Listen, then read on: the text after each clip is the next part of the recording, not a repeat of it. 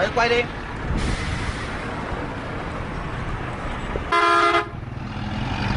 Quay được rồi em ơi.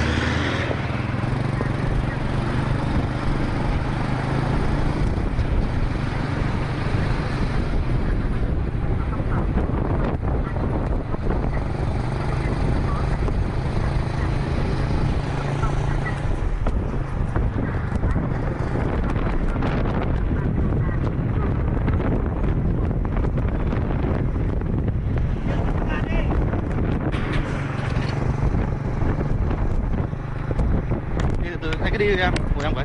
Cứ đi đi, đi chơi nó đấy.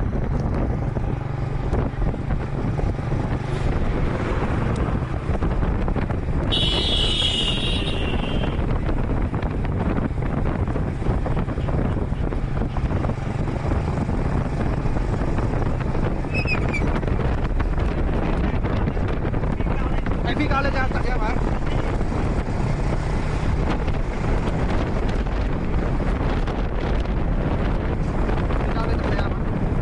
Nhanh lên.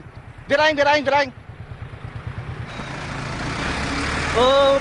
Bên anh có ai làm bên đấy nữa không? Bên anh á.